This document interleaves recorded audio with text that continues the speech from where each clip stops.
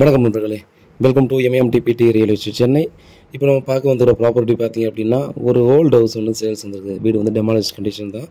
இது வந்து பார்த்திங்கன்னா Otteri Kilambakkam new bus stand இருக்கு இல்லையா, அதுக்கு ஆப்போசிட்டில் பிரிட்ஜ் ஏறி இறங்கினா ஓட்டேரி வந்துடுது. ஸோ ஓட்டேரியில் பார்த்திங்க அப்படின்னா அங்கேருந்து ஒரு 3 ஸ்ட்ரீட் தள்ளி தான் வருது நமக்கு. ஸோ நல்ல டீசெண்டான ஏரியாவில் தான் பார்த்திங்கன்னா அந்த ப்ராப்பர்ட்டியாக நமக்கு வந்து கொடுத்துருக்காங்க. ஒரு 1950 ஸ்கொயர் ஃபீட் வரும் லேண்ட் ஏரியா. ஒரு 25 ஃபீட் ஃப்ரண்டேஜில் இருக்குது. 1 BHK வீடு வந்து ஒரு ஓல்டு ஹவுஸ் நம்ம வந்து பார்த்திங்கன்னா இந்த இடத்துல ஆல்ரெடி கன்ஸ்ட்ரக்ஷனில் பண்ணி வச்சுருக்காங்க. இது வந்து நம்ம டெமாலிஷ் கண்டிஷனில் தான். ஒரு வேளை நம்ம யாராவது யூஸ் பண்ணணும்னா பார்த்திங்கன்னா இப்போதைக்கு யூஸ் பண்ணுறதுனாலும் யூஸ் பண்ணிக்கலாம். பட் நம்ம தேவைப்படுற மாதிரி கட்டிக்கணும் அப்படின்னா நீங்கள் டெமாலிஷ் பண்ணி கட்டிக்கலாம். ஸோ ரேட் பார்த்திங்க அப்படின்னா நமக்கு 1 கோடி ரவுண்டாக சொல்கிறார் ஓனர். உட்காந்து பேசி ரேட் நெகோசியேட் பண்ணிக்கலான்னு சொல்லியிருக்காங்க. ஃபேஸிங்கை பொறுத்த வரையும் பார்த்தோன்னா நமக்கு ஈஸ்ட் ஃபேஸிங்கில் இருக்குது. அதே போல் பார்த்திங்கன்னா நமக்கு ஒரு 23 ஃபீட் ரோடு வாக்கபிள் டிஸ்டன்ஸ்னு பார்த்தோன்னா அந்த ப்ராப்பர்ட்டியாக நமக்கு வந்து கொடுத்துருக்காங்க. நல்ல டீசெண்டான ஏரியா தான். இந்த ப்ராப்பர்ட்டியோட இன்னொரு விஷயம் என்னென்னா, நம்ம இந்த லேஅவுட்டில் பார்த்தோன்னா இது வந்து அன்அப்ரூவ்ட் பிளாட்டு. இந்த லாஸ்ட் பிளாட்டாக வரும். இதுக்கப்புறம் பார்த்தோன்னா அக்ரிகல்ச்சர் லேண்டு. ஸோ அதுக்கப்புறமா அந்த பக்கம் வீடு இருக்குது.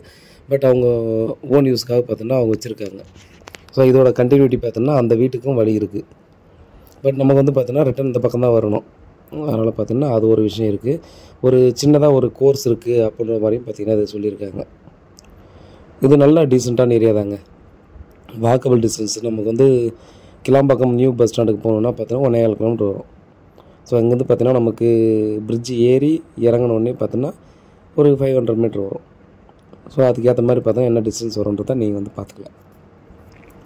அப்ரூவ்டு இப்படி இமீடியட்டாக வாங்கிக்கலாங்க. பழைய லேஅவுட்டு ஒரு மாதத்துக்குள்ளே பார்த்தீங்கன்னா ஈஸியாக ரெகுலர் போட்டு அப்ரூவ்டு ஈஸியாக வாங்கிக்கலாம். பட் இப்போதைக்கு பார்த்திங்கன்னா அன்அப்ரூவ்டு தான் இருக்குது. இப்போ இருக்கிற பொசிஷனுக்கு அப்படியே வந்து ஓனர் கொடுக்குறாரு. பாருங்கள், இந்த சரௌண்டிங் யாராவது பார்த்தீங்கன்னா டெஃபினட்டாக மிஸ் பண்ண வேணாம். இப்போதைக்கு கார்டனாக பின்னாடி பார்த்திங்கன்னா யூஸ் பண்ணிட்டு தான் இருக்காங்க. சுற்றும் பார்த்தோன்னா ஒரு நேச்சுரல் அட்மாஸ்பியரை கொடுக்குற மாதிரி தான் இருக்கும். ஏன்னா நம்ம வீட்டை பேக் சைடு ஃபுல்லாகவே பார்த்திங்கன்னா வாழைத்தோப்பு, பனைமரங்கள் இந்த மாதிரி பார்த்தோன்னா ஒரு பெரிய தோப்போடு தான் இருக்குது.